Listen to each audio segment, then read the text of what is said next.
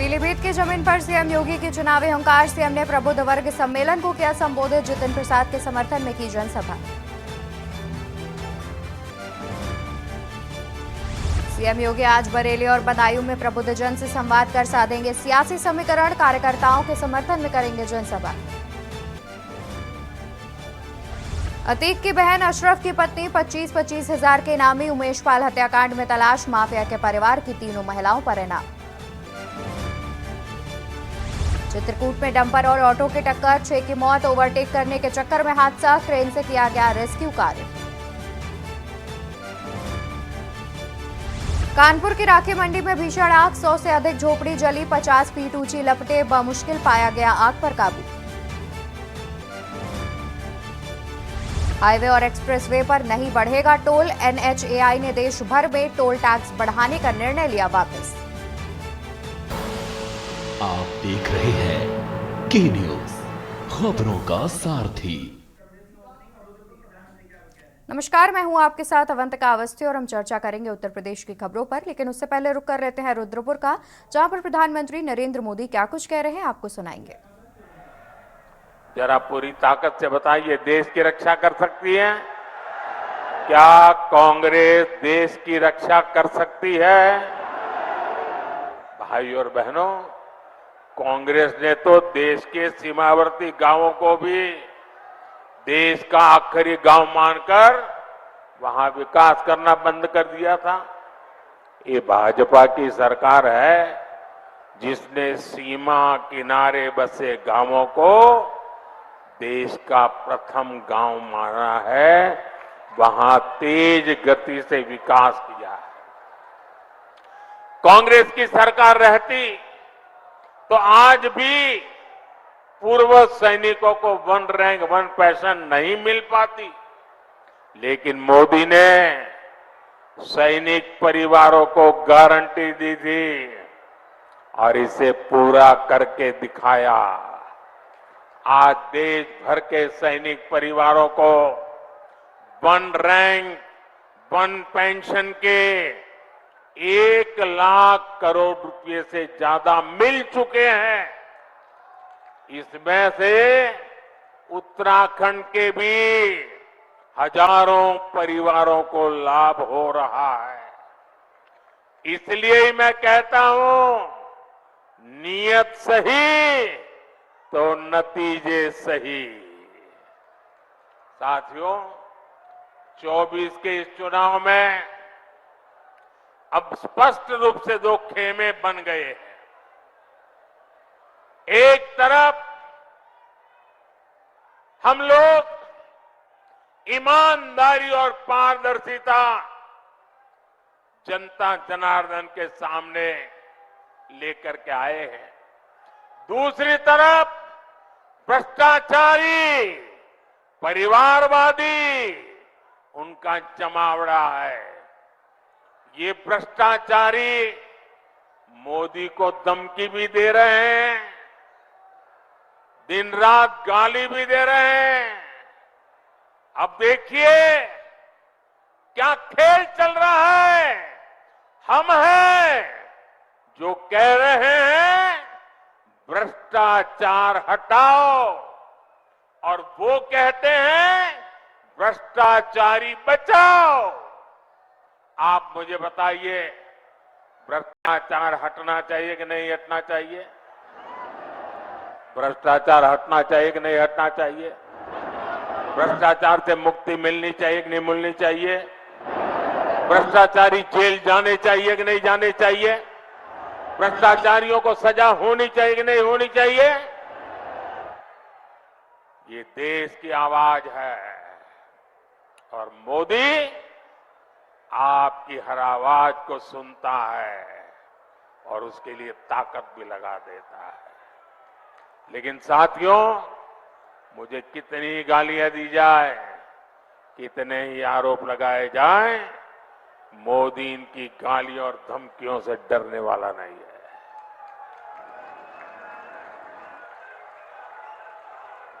हर भ्रष्ट पर कार्रवाई जारी रहेगी और तीसरे टर्म की शुरुआत में अब 2-2.25 महीने बाकी रहे हैं, बहुत कम समय बाकी रह गया है। तीसरे टर्म में भ्रष्टाचार पर और तेज प्रहार होगा, ये मैं आपको गारंटी देने आया हूं।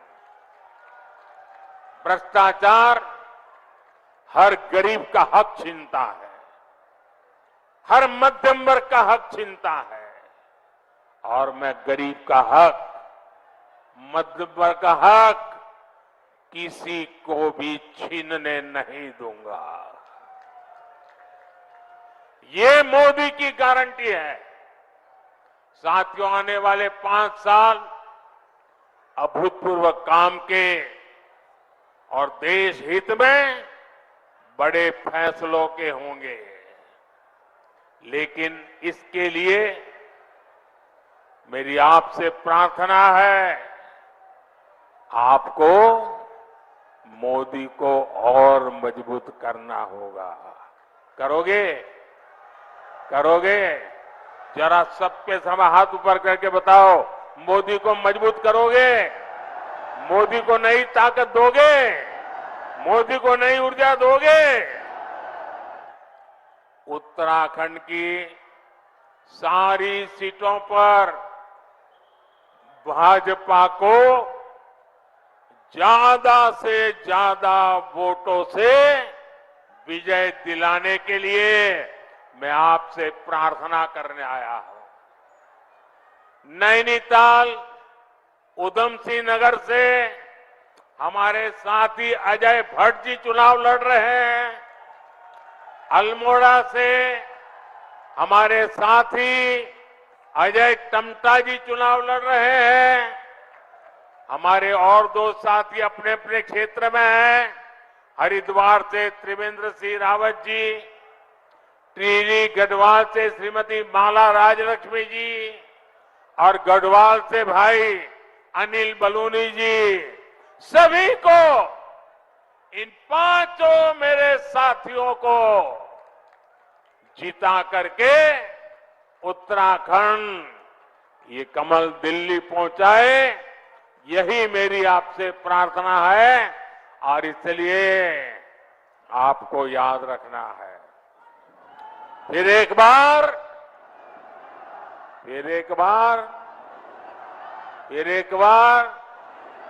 4 जून 4 जून 4 जून 4 जून। अच्छा, मेरा एक और काम करोगे? मेरा एक काम करोगे? ऐसा नहीं, हाथ ऊपर करके बताइए, करोगे? आप यहां से गांव जाएंगे तो वहां जो देवी देवता है, वहां मोदी की तरफ से माथा टेकना है। करोगे? और गांव में सभी परिवारजनों को कहिएगा कि मोदी जी उत्तराखंड में आए थे और आपको प्रणाम भेजा है। मेरा प्रणाम पहुंचाओगे? घर घर पहुंचाओगे? और एक बात, इस बार गर्मी जरा ज्यादा ही तेजी से बढ़ रही है। कितनी ही गर्मी क्यों न हो, मतदान होगा कि नहीं होगा? ज्यादा से ज्यादा मतदान होगा। सुबह जल्दी जल्दी मतदान होगा, जलपान से पहले मतदान होगा। मैं सभी से आग्रह करूंगा, गर्मी कितनी ही क्यों न हो, लेकिन लोकतंत्र की रक्षा के लिए हमें अपना दायित्व निभाना है। निभाएंगे? निभाएंगे? मेरे साथ बोलिए, भारत माता की, भारत माता की, भारत माता की। बहुत बहुत धन्यवाद। अपने निजी YouTube चैनल और यहाँ आप सुन पा रहे थे रुद्रपुर से प्रधानमंत्री नरेंद्र मोदी को, जो कि लोकसभा चुनाव से पहले सभी जितने उत्तराखंड के प्रत्याशी हैं उनके पक्ष में वोट मांगने के लिए लोगों से अपील करते हुए दिख रहे थे। और बीजेपी के जोरदार प्रचार में इसी कड़ी में प्रधानमंत्री नरेंद्र मोदी रुद्रपुर पहुंचे हुए थे। बढ़ते हैं उत्तर प्रदेश की खबरों में आगे, जहां पर बदायूं में आज सीएम योगी आदित्यनाथ सीएम के आगमन की तैयारी हुई पूरी। सीएम के आगमन की तैयारी हुई पूरी। प्रबुद्ध सम्मेलन को संबोधित करेंगे मुख्यमंत्री Yogi Adityanath. Police line ground में प्रबुद्ध सम्मेलन का किया जाएगा आयोजन। बदायूं में आज मुख्यमंत्री योगी आदित्यनाथ प्रबुद्ध सम्मेलन में मुख्यमंत्री भाग लेते हुए नजर आएंगे और मुख्यमंत्री के आगमन की तैयारी पूरी हो चुकी है। तो वहीं राजधानी लखनऊ से खबर आपको बता देते हैं, जहां पर चुनाव आयोग ने 6 राज्यों में भेजे स्पेशल ऑब्जर्वर। उत्तर प्रदेश के लिए स्पेशल ऑब्जर्वर भेजे गए हैं और retired IAS Ajay V Nayak UP में स्पेशल ऑब्जर्वर के रूप में नियुक्त किए गए हैं। Retired IPS Manmohan Singh UP में स्पेशल ऑब्जर्वर हैं, तो वहीं बिहार कैडर के 2 रिटायर्ड अफसर यूपी में स्पेशल ऑब्जर्वर। यूपी में एक स्पेशल एक्सपेंडिचर ऑब्जर्वर भी नियुक्त किया गया है, जहां पूर्व IRS Rajesh Tuteja special expenditure observer बने। और बढ़ते हैं खबरों में, जहां पर प्रदेश में हीट वेव को लेकर अलर्ट किया गया जारी। स्वास्थ्य विभाग ने जारी किया अलर्ट, जहां पर गर्मी से होने वाले रोगों को लेकर निर्देश दिए गए हैं। स्वास्थ्य विभाग ने जारी किया अलर्ट। गर्मी से होने वाले रोगों को लेकर स्वास्थ्य विभाग ने निर्देश जारी किए हैं। प्रबंधन और तैयारी को लेकर जिलों को दिए गए हैं निर्देश। प्रबंधन और तैयारी को लेकर जिलों को दिए गए हैं निर्देश। अस्पतालों में पर्याप्त इंतजाम सुनिश्चित करने के दिए गए हैं निर्देश। गर्मी जनित रोगों की होगी निगरानी। हीट वेव को लेकर स्वास्थ्य विभाग की ओर से पहले से ही निर्देश दिए गए हैं और रोज शाम 4 बजे रिपोर्ट भी भेजनी होगी। प्रदेश में हीट वेव को लेकर अलर्ट किया गया जारी। और इसी बीच राजधानी लखनऊ से एक और खबर सामने आ रही है, जहां पर चुनाव आयोग ने 6 राज्यों में भेजे स्पेशल ऑब्जर्वर। उत्तर प्रदेश के लिए स्पेशल ऑब्जर्वर किया गया नियुक्त। Retired IAS Ajay V Nayak UP में बनाए गए special observer. Retired IPS Manmohan Singh UP में स्पेशल ऑब्जर्वर। चुनाव आयोग ने 6 राज्यों में भेजे स्पेशल ऑब्जर्वर।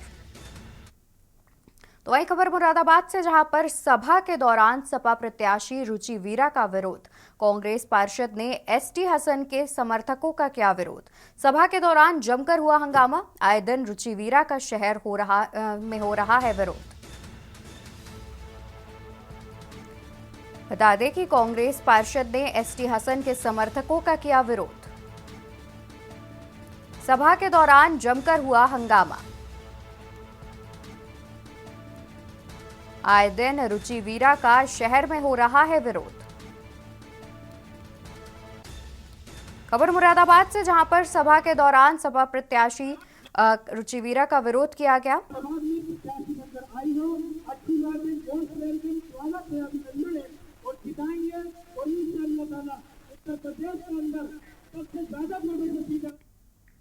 खबर कासगंज से आपको बता दें, जहां पर अब्बास अंसारी की पत्नी भाई उमर पहुंचे जेल। जेल में अब्बास से मिलाई के लिए पहुंचने के लिए लगाई पर्ची लगाने के बाद हुए वापस। जेल में अब्बास से मिलाई करने के लिए लगाई पर्ची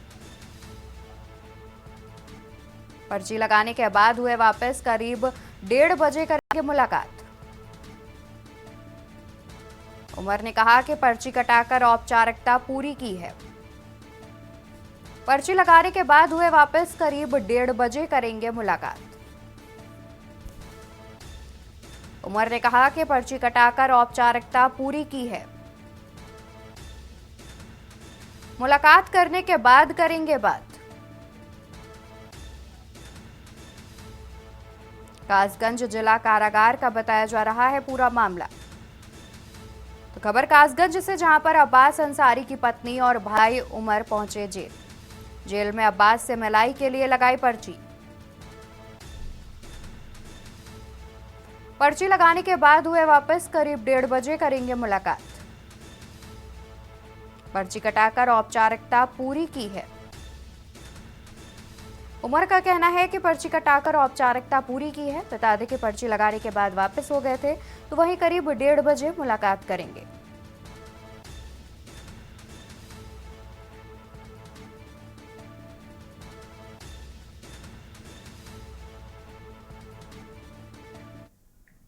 खबर आपको बुलंदशहर से बता देते हैं, जहां पर चाकुओं से गोदकर फूफा भतीजे की गई हत्या। चाकुओं से गोदकर फूफा भतीजे की गई हत्या और निर्मम हत्या के विरोध में उतरे व्यापारी। बुरा बाजार चौराहे पर सड़क पर कर रहे नारेबाजी। हत्याओं के विरोध में परिजन व्यापारियों के साथ की गई नारेबाजी। हत्याओं के विरोध में परिजन व्यापारियों के साथ नारेबाजी। कोतवाली देहात पुलिस पर लापरवाही का आरोप लगा रहे परिजन। बढ़ते हंगामे को देखते हुए भारी पुलिस फोर्स भी तैनात किया गया है। कोतवाली देहात क्षेत्र के पटरी पर मिले चाकुओं से छलनी शव। खबर बुलंदशहर से सामने आ रही है, जहां पर चाकुओं से गोदकर फूफा भतीजे की गई हत्या। इस डबल मर्डर से इलाके में सनसनी मची हुई है, जहां पर निर्मम हत्या के विरोध में व्यापारी भी सड़कों पर उतर आए हैं। पूरा बाजार चौराहे पर व्यापारियों ने सड़कों पर की नारेबाजी। हत्याओं के विरोध में परिजन व्यापारियों के साथ नारेबाजी कर रहे हैं। बता दें कि हत्याओं के विरोध में परिजन और व्यापारी मिलकर सड़क पर साथ नारेबाजी कर रहे हैं, जिसके बाद कोतवाली देहात पुलिस पर भी लापरवाही का आरोप लगाया गया। खबर बता दें, जहां पर वाराणसी किसी भी बटालियन के लिए उसका वार्षिकोत्सव अपना विशेष महत्व रखता है। 95 बटालियन सीआरपीएफ परिवार के लिए इस दिन का उतना ही महत्व है जितना कि किसी व्यक्ति के जन्मदिन का होता है। 95 बटालियन सीआरपीएफ की स्थापना दिवस होने के कारण प्रतिवर्ष 1 अप्रैल को इसका स्थापना दिवस मनाया जाता है। 36वें वार्षिकोत्सव के अवसर पर बटालियन के कमांडेंट अनिल कुमार ब्रिच ने सर्वप्रथम शहीदों को श्रद्धांजलि दी। तत्पश्चात क्वार्टर गार्ड पर विशेष गार्ड की सलामी ली और सभी कार्मिकों को बधाई दी और बटालियन के कार्यों को याद किया। इस अवसर पर वाहिनी मुख्यालय में विभिन्न खेलों का आयोजन किया गया। शाम के समय एक सांस्कृतिक संध्या का आयोजन किया गया।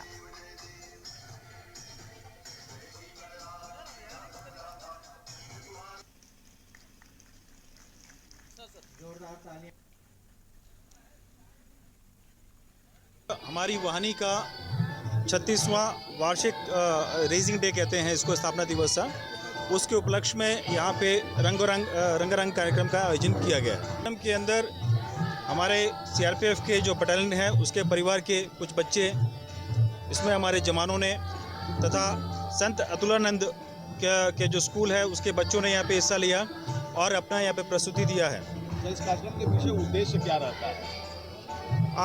इसका जो पर्पज़ है, हमारा जो स्थापना दिवस है उसको इस तरीके से मनाएं कि हमारे जवानों को में भी एक उत्साह वर्धन रहेगा और ये यहाँ पे जो एक मोनोटोनस लाइफ है उससे भी एक थोड़ा सा हमको चेंज मिलता है उसमें।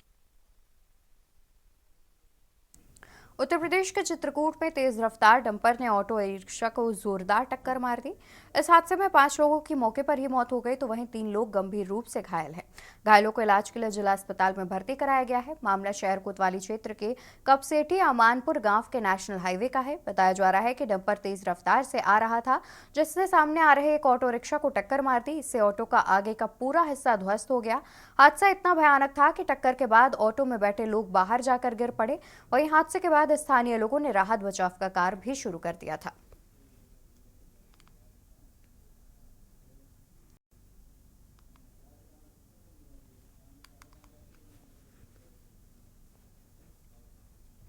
ये सवेरे सवेरे एक ट्रक और ऑटो की टक्कर हो गई।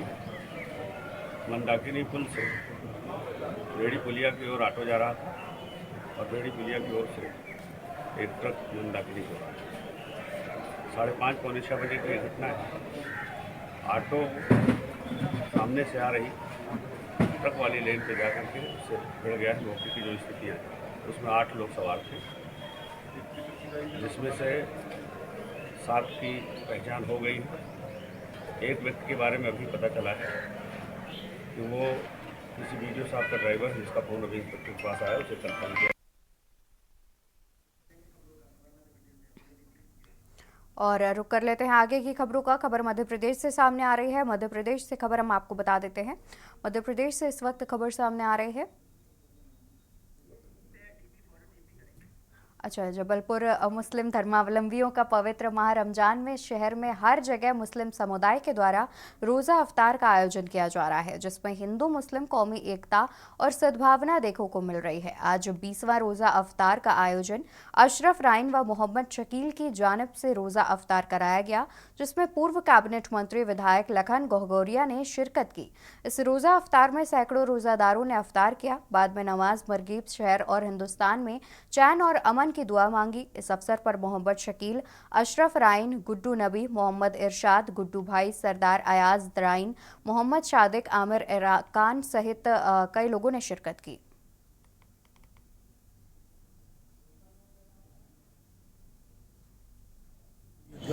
नैनीताल में हमारे फल व्यापारी अशरफ राइन जी के द्वारा किया गया, जिसमें बड़ी ईदगाह में किया गया। यहाँ पर नमाज़ पढ़ाई गई रोज़ा अफ्तार के बाद, उसके बाद खाना खिलाया गया। नमाज में इमाम साहब ने मुल्क में अमन व अमान के लिए दुआएं मांगी, खैर और खैरियत के लिए दुआएं मांगी इमाम साहब ने, और सभी के लिए दुआ करी कि सभी के घरों में बरकतें हों, जो गरीब उसकी थाली भरी रहे। ईद के मौके पर सबको मुबारकबाद दी। जबलपुर में भारतीय जनता पार्टी लोकसभा मुख्य चुनाव कार्यालय का उद्घाटन हुआ। प्रदेश के लोक निर्माण मंत्री राकेश सिंह, प्रत्याशी आशीष दुबे, नगर अध्यक्ष प्रभात साहू, ग्रामीण अध्यक्ष सुभाष तिवारी रानू के साथ सभी जनप्रतिनिधियों की उपस्थिति में किया गया। चुनाव संयोजक सदानंद गढ़बोले ने बताया कि गतिविधियों के संचालन हेतु चुनाव कार्यालय का होना अत्यंत आवश्यक होता है और इसी दृष्टि से लोकसभा चुनाव के लिए मुख्य चुनाव कार्यालय बनाया गया। चुनाव कार्यालय के उद्घाटन अवसर पर भाजपा के सभी जनप्रतिनिधि, पार्टी पदाधिकारी और कार्यकर्ता उपस्थित रहे। दिग्विजय सिंह जी की पदयात्रा तीव्र गति से होना चाहिए, पूरे मध्य प्रदेश में वो घूमे। उनकी पदयात्रा जहां जहां होगी, वो कहते हैं ना, जहां जहां कदम पड़े संतन के तहां तहां बंटा धार। तो दिग्विजय सिंह जी जहां जहां भी जाएंगे, और अगर राम मंदिर पर वो सवाल खड़े कर रहे हैं, तो एक तरह से प्रभु राम की सत्ता को वो चुनौती दे रहे हैं। और इतिहास गवाह है कि प्रभु राम पर सवाल खड़े करने वालों को इस देश ने कभी माफ नहीं किया। बता दें कि कल यमुनानगर के दौरे पर रहेंगे सीएम नायब सिंह सैनी। छछरौली जाएंगे मुख्यमंत्री नायब सिंह सैनी। छछरौली जाएंगे मुख्यमंत्री नायब सिंह सैनी। अनाज मंडी में आम जनसभा को करेंगे संबोधित। छछरौली से कुरुक्षेत्र के शाहाबाद जाएंगे सीएम नायब सैनी। अनाज मंडी में आम जनसभा को करेंगे संबोधित। छछरौली से कुरुक्षेत्र के शाहाबाद जाएंगे मुख्यमंत्री नायब सैनी। शाहाबाद में भाजपा कार्यकर्ताओं के साथ करेंगे बैठक। बैठक के बाद पूर्व मंत्री कृष्ण बेदी के घर जाएंगे सीएम। कल यमुनानगर के दौरे पर रहेंगे मुख्यमंत्री नायब सिंह सैनी। छछरौली जाएंगे मुख्यमंत्री नायब सिंह सैनी। अनाज मंडी में आम जनसभा को करेंगे संबोधित। छछरौली से कुरुक्षेत्र के शाहाबाद जाएंगे सीएम नायब सैनी। अनाज मंडी में आम जनसभा को करेंगे संबोधित।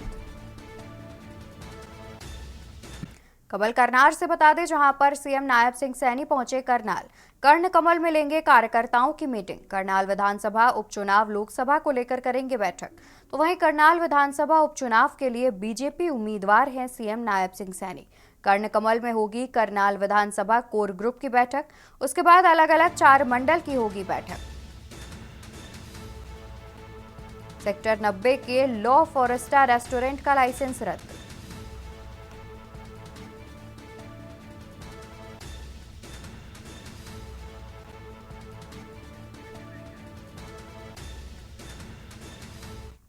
खबर गुरुग्राम से, जहां जिला फूड सेफ्टी विभाग की बड़ी कार्रवाई। सेक्टर 90 के लॉ फॉरेस्टा रेस्टोरेंट का लाइसेंस किया गया रद्द। खबर गुरुग्राम से आपको बता दें, सेक्टर 90 के लॉ फॉरेस्टा रेस्टोरेंट का लाइसेंस रद्द किया गया। बता दें कि ड्राई आइस से तबीयत बिगड़ने के मामले में कार्रवाई। ड्राई आइस से तबीयत बिगड़ने के मामले में की गई कार्रवाई।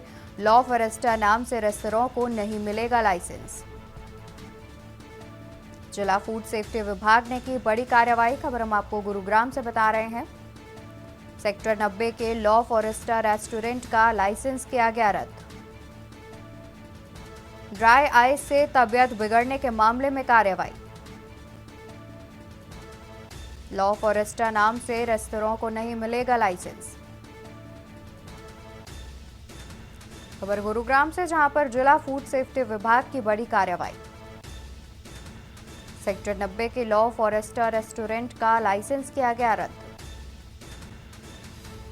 ड्राई आइस से तबीयत बिगड़ने के मामले में की गई कार्रवाई, जहां पर रेस्टोरेंट का लाइसेंस रद्द कर दिया गया है।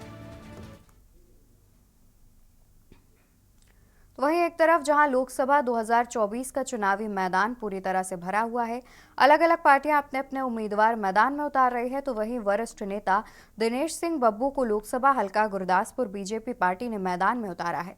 और अपना चुनाव प्रचार शुरू करने से पहले दिनेश सिंह बब्बू हल्का डेरा बाबा नानक के ऐतिहासिक बाबा लाल दयाल के मंदिर ध्यानपुर में माथा टेकने पहुंचे। इस मौके पर दिनेश बब्बू ने कहा कि पार्टी आलाकमान का मानना था कि उन्हें चुनावी मैदान में उतारने की इजाजत दी गई है। मैं पार्टी हाईकमान को धन्यवाद देता हूं और पार्टी हाईकमान की उम्मीदों पर खरा उतरूंगा। ये भी कहा कि पार्टी का उत्साह और कार्यकर्ताओं की भावना के अनुरूप स्थानीय उम्मीदवार होना चाहिए।